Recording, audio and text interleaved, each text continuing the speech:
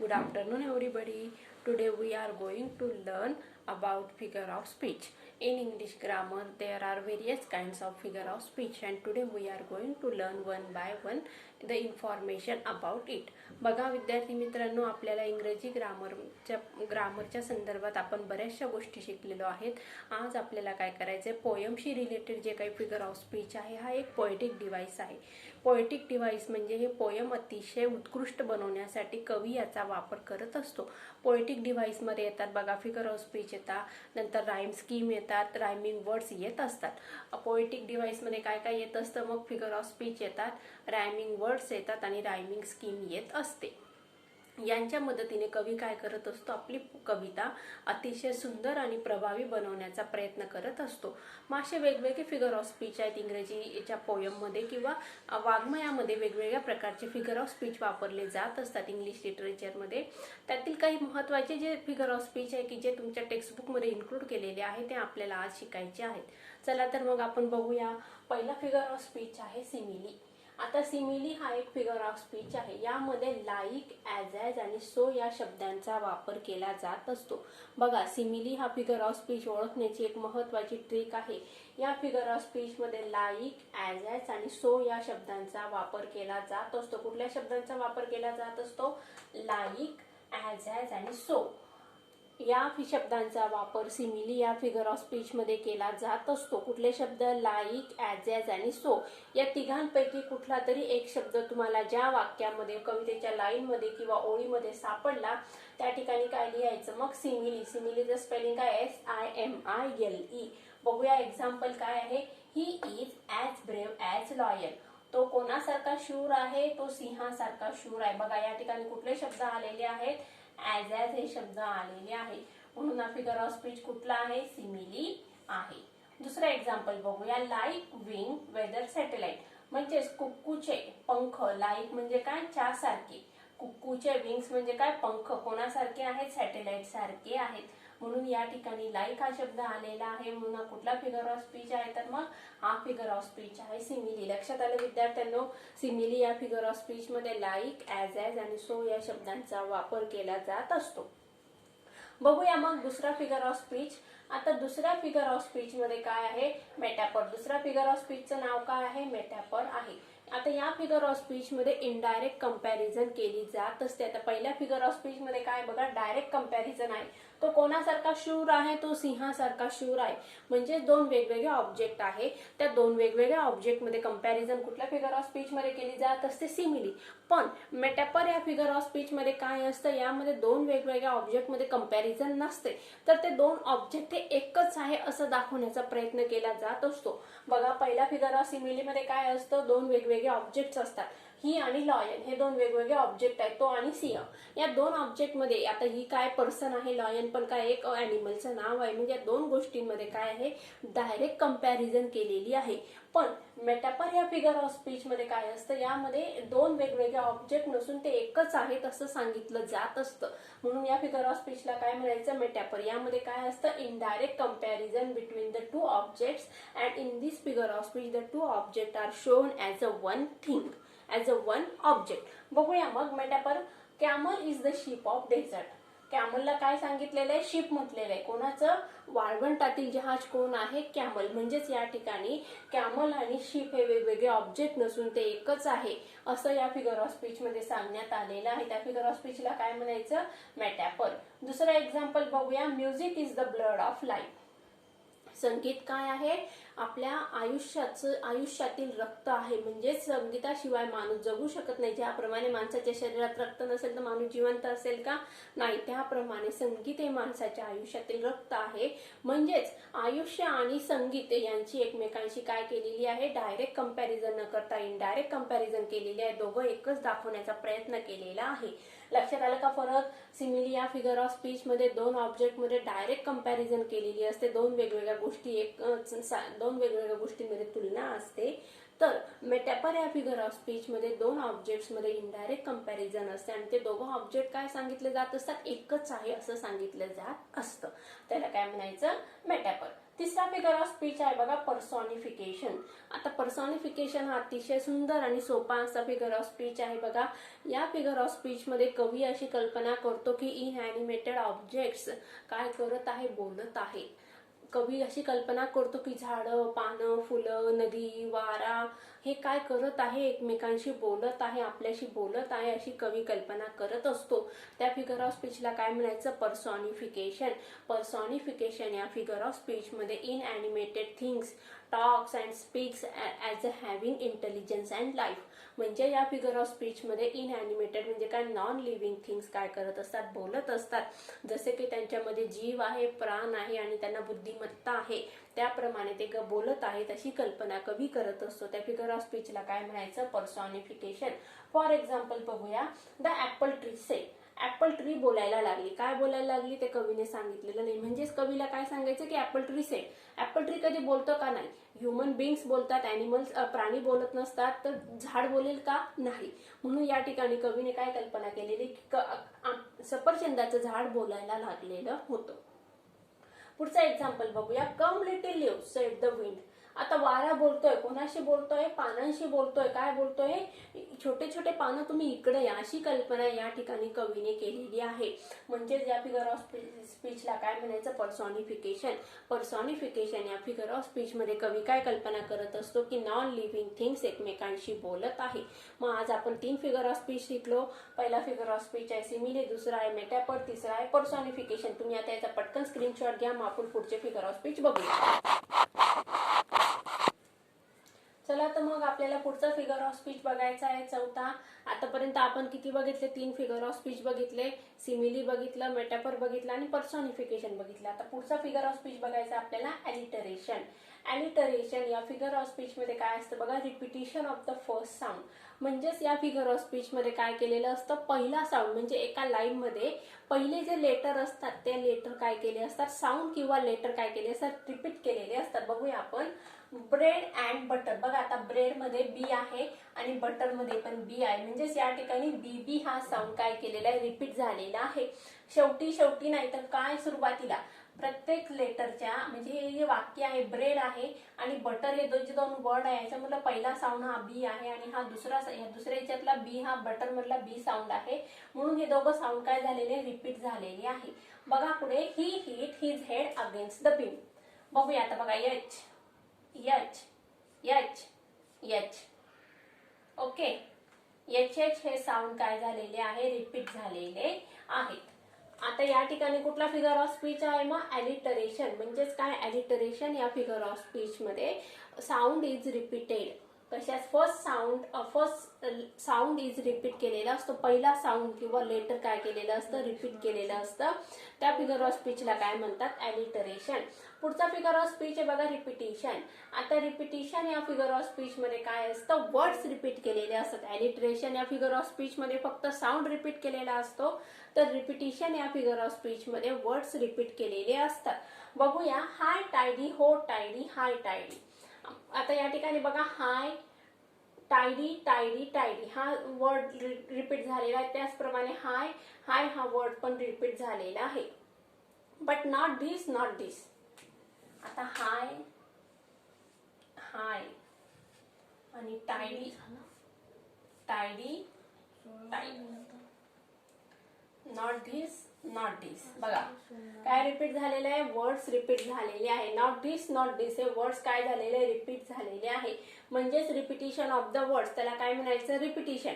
Repetition या figure of speech मध्ये words repeat केलेले असतात, तर ॲलिटरेशन या फिगर ऑफ स्पीच मध्ये साऊंड रिपीट केलेले असतात. फरक लक्षात आला का, रिपिटिशन आणि ॲलिटरेशन याच्यामध्ये फक्त साऊंड रिपीट केलेला असतो, तर रिपिटिशन याच्यामध्ये वर्ड्स रिपीट केलेले असतात. पुढचा फिगर ऑफ स्पीच आहे इंट्रोगेशन. आता इंट्रोगेशन या फिगर ऑफ स्पीच मध्ये कवी काय करत असतो, प्रश्न विचारत असतो. आता परीक्षेमध्ये तुम्हाला प्रश्न विचारलेले असतात, त्यामध्ये तुमच्याकडून काय अपेक्षित असतं की तुमच्याकडून ते उत्तर देणं परीक्षकाला अपेक्षित असतं किंवा शिक्षकांना किंवा टीचर्स यांना अपेक्षित असतं की तुम्ही त्याचं उत्तर द्यावं. परंतु कवी कवितेमध्ये काय करत असतो, आपल्याला प्रश्न विचारत असतो. आपल्याला लगेच त्याच्या खाली त्याचं उत्तर लिहायचं आहे का, नाही. या ठिकाणी कवी प्रश्न विचारत असतो. कशासाठी, कवितेच्या for the sake of poetic it is a figure of speech. तो फक्त पोएटचा इफेक्ट इन्हान्स करण्यासाठी, पोएटिक इफेक्ट इन्हान्स करण्यासाठी काय करत असतो, प्रश्न विचारत असतो. त्या ठिकाणी आपल्याला उत्तर सांगण्याची गरज नसते. It is a poet for making poetic effect, enhance the poetic effect. Poetic effect वाढवण्यासाठी कवी काय करत असतो, प्रश्न विचारत असतो. मग त्या फिगर ऑफ स्पीचला काय म्हणायचं, इंट्रोगेशन. म्हणजेच एखादा प्रश्न विचारलेला असेल त्या कवितेमध्ये तर त्याला त्या लाईनला काय लिहायचं, मग इंट्रोगेशन हा फिगर ऑफ स्पीच लिहून टाकायचा. लक्षात आलं का? कवितेच्या एखाद्या ओळीमध्ये जर प्रश्न विचारलेला असेल तर त्या ठिकाणी कुठला फिगर ऑफ स्पीच लिहायचा, इंट्रोगेशन. बघा तुम्हाला आता प्रश्नपत्रिकेच्या नवीन स्वरूपानुसार तुम्हाला कवितेचा फिगर ऑफ स्पीच ओळखायला येत असतो 1 मार्कासाठी. त्या ठिकाणी तुम्हाला प्रॉपर फिगर ऑफ स्पीच ओळखून त्याचं थोडक्यामध्ये एक्सप्लेनेशन करता आलं पाहिजे. मग या ठिकाणी कुठला फिगर ऑफ स्पीच, इंट्रोगेशन. आलं लक्षात? मग आता आपण कुठले फिगर ऑफ स्पीच घेतले, अलिटरेशन, रिपिटिशन आणि इंट्रोगेशन. तुम्ही पटकन याचा स्क्रीनशॉट घ्या, मग आपण पुढची फिगर ऑफ स्पीच बघूया.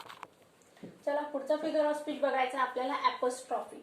ॲपॉस्ट्रॉफी या फिगर ऑफ स्पीच मध्ये पोएट काय करत असतो, डायरेक्टली ऍड्रेस करत असतो. कोणाला, डेड ऑब्जेक्ट्सला किंवा नॉन लिव्हिंग थिंग्सला. बघूया example. O death where is your victory. O God please forgive me. या पहिल्या वाक्यामध्ये किंवा पहिल्या एक्झाम्पलमध्ये कवी कोणाशी डायरेक्टली बोलत आहे, डेथशी. आता डेथ म्हणजे काय, मृत्यू. मृत्यूशी कधी आपण बोलू शकतो का, नाही. म्हणून काय म्हटलेलं या ठिकाणी, direct address the dead object. म्हणजे कवी काय करत, जो डायरेक्टली डेड ऑब्जेक्टशी बोलत असतो. ओ गॉड प्लीज फॉरगिव्ह मी. आता बघा ॲपॉस्ट्रॉफी आणि पर्सॉनिफिकेशन या फिगर ऑफ स्पीच मध्ये महत्वाचा फरक आहे. ॲपॉस्ट्रॉफी या फिगर ऑफ स्पीच मध्ये कवी काय करत असतो, डायरेक्टली बोलत असतो कोणाशी, इनएनिमेट ऑब्जेक्टशी. आणि पर्सॉनिफिकेशन या फिगर ऑफ स्पीच मध्ये कवी काय कल्पना करत असतो, इनएनिमेट ऑब्जेक्ट प्रत्यक्ष बोलत आहे अशी कवी कल्पना करत असतो. फरक लक्षात आला का? ॲपॉस्ट्रॉफी आणि पर्सॉनिफिकेशन मध्ये ॲपॉस्ट्रॉफी या फिगर ऑफ स्पीच मध्ये कवी काय करत असतो, इनएनिमेट ऑब्जेक्टशी डायरेक्टली बोलत असतो. तर पर्सॉनिफिकेशन या फिगर ऑफ स्पीच मध्ये इनएनिमेट ऑब्जेक्ट बोलत आहे अशी कवी कल्पना करत असतो. पुढचा फिगर ऑफ स्पीच आहे एक्सक्लेमेशन. एक्सक्लेमेशन या फिगर ऑफ स्पीच मध्ये words and ideas are exclaim. आता एक्सक्लेमेशन म्हणजे काय, विस्मयबोधक. म्हणजे या ठिकाणी कवी आपल्या कल्पना किंवा आयडियाज काय करत असतो, एक्सलेम करत असतो. शेवटी एक्सक्लेमेटरी मार्क असतो. मग त्या फिगर ऑफ स्पीचला काय म्हणायचं, एक्सक्लेमेशन. बघा इंट्रोगेशन म्हणजे काय, ज्या ठिकाणी शेवटी प्रश्नचिन्ह आहे त्या फिगर ऑफ स्पीचला काय म्हणायचं, इंट्रोगेशन. आणि ज्या ठिकाणी एक्सक्लेमेशन, एक्सक्लेमेटरी मार्क आहे त्या फिगर ऑफ स्पीचला काय म्हणायचं, एक्सक्लेमेशन. सोपी ट्रिक आहे. प्रश्नचिन्ह असेल शेवटी त्या फिगर ऑफ स्पीचला म्हणायचं इंट्रोगेशन. एक्सक्लेमेटरी मार्क असेल त्या फिगर ऑफ स्पीचला काय म्हणायचं, exclamation. How splendid is the view. O what a pity. या ठिकाणी एक्सक्लेमेटरी मार्कचा वापर केलेला आहे. या ठिकाणी words and ideas are exclaim आहे for the sake of poetic effect, so this figure of speech is called as an exclamation. Okay, next figure of speech, inversion. आता इन्व्हर्जन या फिगर ऑफ स्पीच मध्ये no SVO structure. आता SVO structure म्हणजे काय, subject plus verb plus object. SVO structure म्हणजे काय, subject plus verb plus object. पण या फिगर ऑफ स्पीच मध्ये तसं स्ट्रक्चर फॉलो केलेलं नसतं. सगळ्यात पहिले वाक्यामध्ये सब्जेक्ट असतो, नंतर वर्ब असतं, नंतर ऑब्जेक्ट असतं. कुठल्याही वाक्याचं स्ट्रक्चर असंच असतं, subject plus verb plus object. परंतु इन्व्हर्जन या फिगर ऑफ स्पीच मध्ये कुठल्याही प्रकारचं एसव्हीओ स्ट्रक्चर फॉलो केलं जात नसतं. त्या फिगर ऑफ स्पीचला काय म्हणायचं, इन्व्हर्जन. काय म्हणायचं, इन्व्हर्जन. बघूया for example, but close I hide. बघा बट क्लोज आय हाईड, यातला सब्जेक्ट काय आहे, आईड आहे, आय आहे. वर्ब काय आहे, हाईड आहे. पण या ठिकाणी काय केलेलं आहे बघा, आय 3 नंबरला आलेले, हाईड लास्टला आलेले. आता याचं स्ट्रक्चर कसं असणार आहे बघा, बट आय हाईड क्लोज. आलं लक्षात? दुसरं एक्झाम्पल बघा, if that you will allow. आता याचं करेक्ट प्रोज ऑर्डर कशी होणार आहे, if you will allow that. म्हणजेच या फिगर ऑफ स्पीच मध्ये poet correct prose order follow करत नसतो. No SVO structure is followed in the inversion, so that figure of speech is called as an inversion. मग आता आपण कुठले figure of speech बघितले, ॲपॉस्ट्रॉफी बघितला. ॲपॉस्ट्रॉफी या फिगर ऑफ स्पीच मध्ये काय असतं, direct address to the dead object. म्हणजे या ठिकाणी कवी काय करत असतो, डेड किंवा इनएनिमेट ऑब्जेक्टशी डायरेक्टली संवाद साधत असतो, कन्व्हर्सेशन करत असतो. For example, O death, O god. कवी डायरेक्टली बोलत आहे कोणाशी, मृत्यूशी किंवा देवाशी. जसं काही देव किंवा मृत्यू त्याच्या समोर बसलेला आहे. पुढचा फिगर ऑफ स्पीच आहे एक्सक्लेमेशन. एक्सक्लेमेशन या फिगर ऑफ स्पीच मध्ये वर्ड्स किंवा आयडियाज कवी काय करत असतो, एक्सक्लेम किंवा बोलत असतो. शेवटी एक्सक्लेमेटरी मार्क असतो म्हणून त्या फिगर ऑफ स्पीचला म्हणायचं एक्सक्लेमेशन. प्रश्नचिन्ह असेल तर त्या फिगर ऑफ स्पीचला काय म्हणायचं, इंट्रोगेशन. पुढचा फिगर ऑफ स्पीच आहे इन्व्हर्जन. इन्व्हर्जन या फिगर ऑफ स्पीच मध्ये कुठल्याही प्रकारचं एसव्हीओ स्ट्रक्चर फॉलो केलं जात नसतं म्हणून त्या फिगर ऑफ स्पीचला काय म्हणायचं, इन्व्हर्जन. चला तर मग तुम्ही आता याचा पटकन स्क्रीनशॉट घ्या, मग आपण पुढचे फिगर ऑफ स्पीच बघू. चला मग बघूया आपण पुढचा फिगर ऑफ स्पीच आहे हायपरबोल. हायपरबोल या फिगर ऑफ स्पीच मध्ये काय असतं, a statement is made strong by over statement. एक स्टेटमेंट केलेलं असतं आणि त्याचबरोबर अजून स्टेटमेंट केलं जातं की ज्याच्यामुळे पहिलं स्टेटमेंट काय होतं, त्या स्टेटमेंटला जास्त मिनिंग किंवा पॉवरफुलनेस येत असतो. बघूया. And he made the blood to fly. पहिलं स्टेटमेंट आहे अँड ही मेड आणि नंतर काय म्हटलंय, द ब्लड टू फ्लाय. त्याने काय केलं, रक्ताला पळायला उडायला लावलेलं आहे. My hair do stand on end. माझं केस स्वतःच उभे राहिलेले आहेत. आता बघा या ठिकाणी केस कधी उभे राहू शकतात का, नाही. आपल्या शरीरातील रक्त आपण स्वतः कधी त्याला उडायला लावू शकत असतं का, नाही. म्हणून या ठिकाणी कुठला फिगर ऑफ स्पीच आहे, हायपरबोल. म्हणजेच मराठीत याला म्हटलं जात असतं अतिशयोक्ती अलंकार. पुढचा फिगर ऑफ स्पीच आहे आयरनी. आता आयरनी म्हणजे काय, उपरोधिकता. म्हणजे या स्टेटमेंट या फिगर ऑफ स्पीच मध्ये असं स्टेटमेंट केलेलं असतं की जे काय आहे, म्हणजे जे स्टेटमेंट आहे त्याच्या विरुद्ध त्याचा मिनिंग असतो. एखादं स्टेटमेंट केलेलं असतं आणि त्याच्या विरुद्ध त्यांना सांगायचं असतं. म्हणजे सांगता एक आणि नेमकं दाखवत असतात एक. अपिअरन्स वेगळं आणि सांगितलेलं असतं वेगळं. फॉर एक्झाम्पल बघा, the name of my neighbours huge dog was tiny. The name of my neighbours huge dog. आमच्या शेजारच्या ज्या कुत्रा आहे त्यांचा कुत्रा कसा आहे, खूप मोठा आहे. आणि त्या ह्यूज डॉगचं नाव काय आहे, टायनी आहे. बघा या ठिकाणी दोन अपोजिट स्टेटमेंट आहे, ह्यूज आणि टायनी. आता ह्यूज म्हणजे काय, भलं मोठं. भल्या मोठ्या कुत्र्याचं नाव छोटं आहे म्हणून या स्टेटमेंटला काय म्हणायचं, आयरनी. बघूया. सेकंड स्टेटमेंट आहे, they call me Indian abroad but in my own land I don't know who I am. They call me Indian abroad म्हणजेच मी जर दुसऱ्या कंट्रीमध्ये गेलो किंवा दुसऱ्या देशामध्ये गेलो तर ते मला काय म्हणतात, भारतीय म्हणतात. परंतु माझ्या देशामध्ये काय म्हणतात मलाच माहित नाही. माझ्या देशामध्ये मी कोण आहे मलाच माहित नाही आहे. आता पुढचं फिगर ऑफ स्पीच आहे ऑनोमोटोपोइया. अतिशय सोपा आहे. या फिगर ऑफ स्पीच मध्ये आपल्याला एखादा साऊंड क्रिएट होत आहे असं वाटत असतं. त्या फिगर ऑफ स्पीचला काय म्हणायचं, ऑनोमोटोपोइया. काय म्हणायचं, ऑनोमोटोपोइया. या फिगर ऑफ स्पीच मध्ये आपल्याला असं वाटतं की बोलताना एखादा साऊंड क्रिएट केला जात आहे. बघा, room vroom goes the motor bike. म्हणजे मोटर बाईकचा साऊंड या ठिकाणी या शब्दांमधून इंडिकेट केला जात आहे. डाऊन दे केम फ्लटरिंग. आणि ते येत आहे फ्लटर करत, म्हणजे सरसळ सरसळ करत ते खाली येत आहे. म्हणजे झाडाची पानं खाली पडताना जो आवाज होतो त्या या शब्दातून इंडिकेट केलेला आहे fluttering.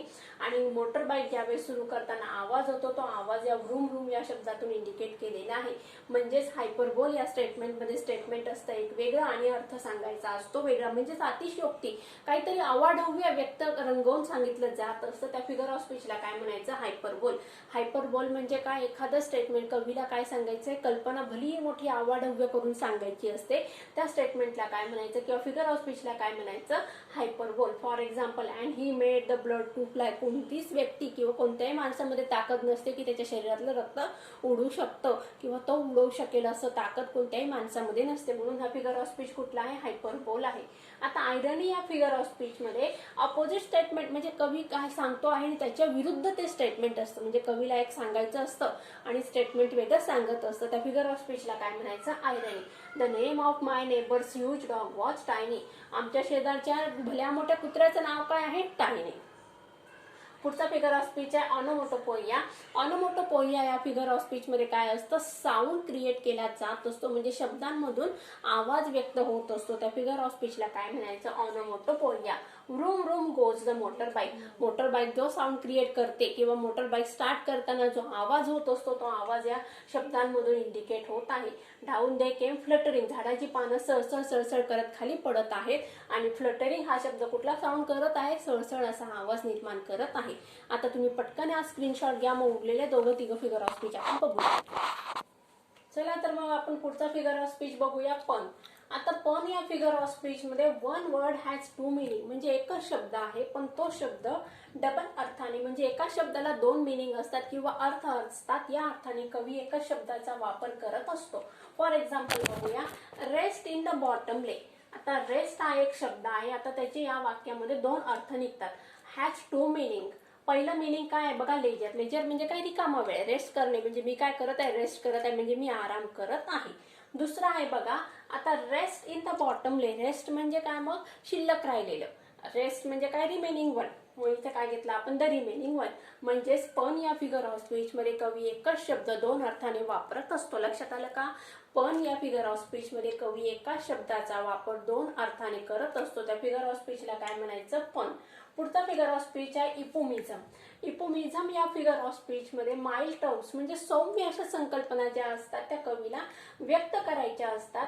Mild terms are use to convey the harsh terms. म्हणजेच बघा, काही शब्द असतात, म्हणजेच मृत्यू वगैरे सांगायचा असेल किंवा काही अशी दुःखद अशा गोष्टी असतील, त्या दुःखद गोष्टी अतिशय छोट्या किंवा सौम्य शब्दांमध्ये कवी व्यक्त करण्याचा प्रयत्न करत असतो. म्हणजेच हार्श टर्म्स या माइल्ड टर्म्स मधून व्यक्त करण्याचा प्रयत्न केला जात असतो. या फिगर ऑफ स्पीचला काय म्हणायचं, इपोमिझम. फॉर एक्झाम्पल बघूया, in present times the special childrens to have a place in the normal school. In the present time म्हणजे सध्याच्या युगामध्ये स्पेशल चिल्ड्रन. स्पेशल चिल्ड्रन म्हणजे बघा, आता स्पेशल म्हणजे जे मुलं आपण म्हणूया की ज्यांना काही प्रॉब्लेम्स आहे फिजिकली, ते डिसेबल आहेत, अशा मुलांसाठी पण आता काय आहे, अ place in the normal school. म्हणजे सर्वसामान्य मुलं ज्या शाळेमध्ये जातात त्या स्कूलमध्ये या स्पेशल चिल्ड्रनसाठी सुद्धा जागा आहे. म्हणजेच या ठिकाणी कवीला काय सांगायचंय की समाजामध्ये अशी काही विद्यार्थी आहेत, अशी काही मुलं आहेत की ज्या मुलांना नॉर्मल स्कूलची गरज आहे किंवा त्यांना नॉर्मल स्कूलमध्ये सुद्धा सध्या जागा मिळत आहे. म्हणजेच या ठिकाणी कवी काय करत आहे, खूप असं काही डीप असं तत्वज्ञान किंवा तथ्य त्याला सांगायचं असेल तर ते अतिशय सोप्या शब्दांमध्ये सांगण्याचा प्रयत्न करत असतो. शेवटचा फिगर ऑफ स्पीच आहे टॅटोलॉजी. टॅटोलॉजी या फिगर ऑफ स्पीच मध्ये similar meanings words are use. म्हणजे एका शब्दाचे एकच अर्थ शब्द सांगायचा, एकच अर्थ आहे परंतु तो अर्थ सांगण्यासाठी कवी त्याच अर्थाचे शब्द वापरत असतो. म्हणजे समानार्थी शब्द वापरत असतो.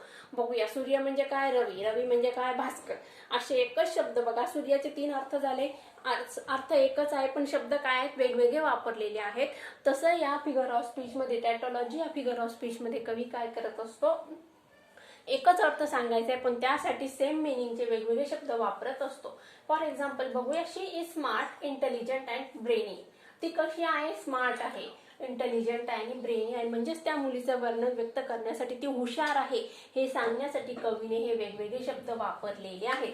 त्या फिगर ऑफ स्पीचला काय म्हणायचं, टॅटोलॉजी. लक्षात आलं का? पण या फिगर ऑफ स्पीच मध्ये काय केलं जात असतं, one word has two meaning. एकच शब्दाला दोन अर्थ असतात. इपोमिझम या फिगर ऑफ स्पीच मध्ये कवीला काही दुःखद गोष्टी किंवा वाईट अशा गोष्टी किंवा हार्श असे तत्वज्ञान तो सोप्या शब्दांमध्ये सांगण्याचा प्रयत्न करत असतो. तर टॅटोलॉजी या फिगर ऑफ स्पीच मध्ये एकच अर्थाचे वेगवेगळे शब्द कवी एकाच लाईन मध्ये वापरत असतो. त्या फिगर ऑफ स्पीचला म्हणायचं टॅटोलॉजी. अशा प्रकारे विद्यार्थी मित्रांनो, आज आपण 15 वेगवेगळ्या प्रकारचे फिगर ऑफ स्पीच अभ्यासलेले आहेत.